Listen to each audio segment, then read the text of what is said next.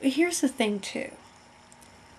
Angry mobs don't create change in governments.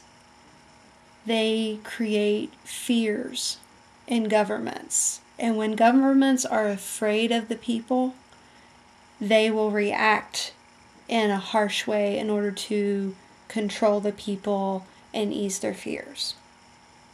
So, angry mob mentality isn't going to do it. It may feel good. It may be what you wanted to do as a child against your parents who were abusive or controlling to you or others.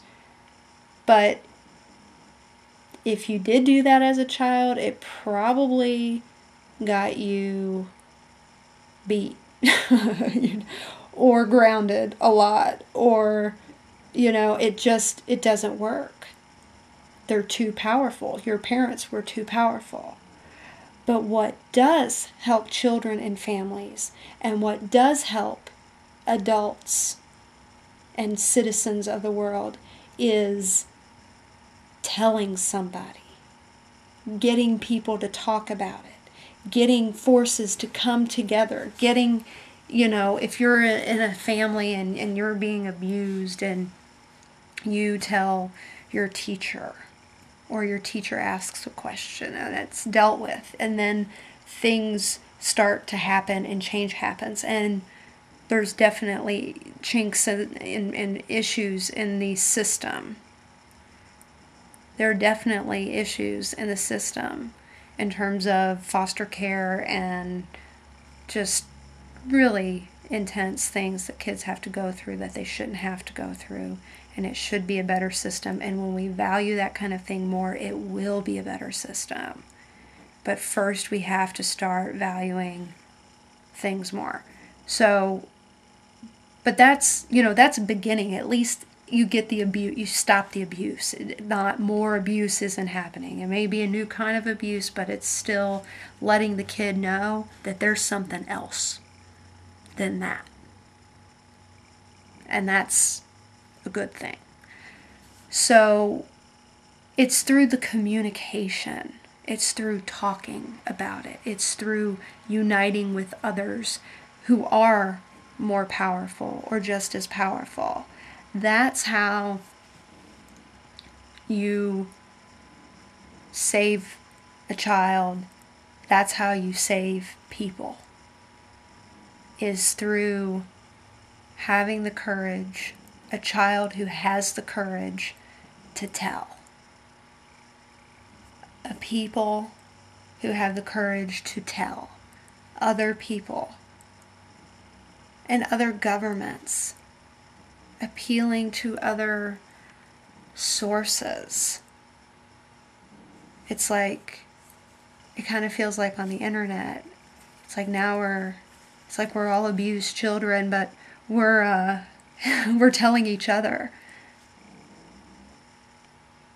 That can certainly be a way of getting the courage to stand up and empower. I think sometimes, here's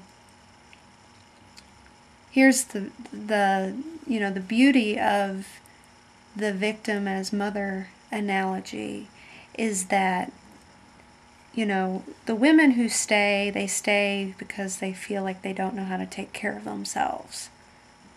They stay because they don't know how to live without a man taking care of them, which is very sad, especially because that's so true for so many women all over the world. It's really dark.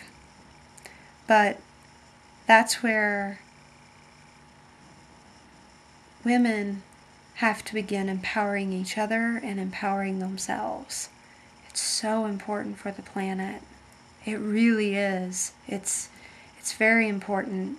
And the women who are able to do that, to risk, not surviving, to risk just retaliation of some sort, the women that speak up, a lot of times, it's because of their children. It's because they love their children, they don't want their children to suffer. Or the children, through their natural sort of, innocence and enlightened way of being, that it awakens within the mother a survival, a desire to save that part of herself that she couldn't save as a child. And so governments in these countries, feel maybe a new inspiration to stand up for themselves in a way that they didn't before.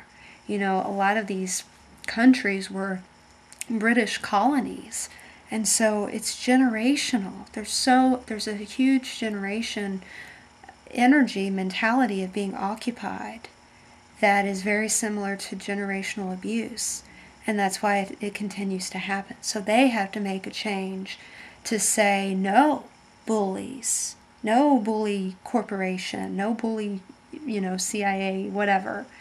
No, you can't do that. And I'm going to tell, and I'm going to expose it. And I don't care if you try and kill me. I'll figure out a way to protect myself because I'm crafty and I'm creative, and I believe that I am supported by the universe to do what's true and what's right and what is going to better humanity at all times. Let's cut out the melodrama so we can wake up the whole wide world. Let's make up and start all over and awaken the boys and the girls.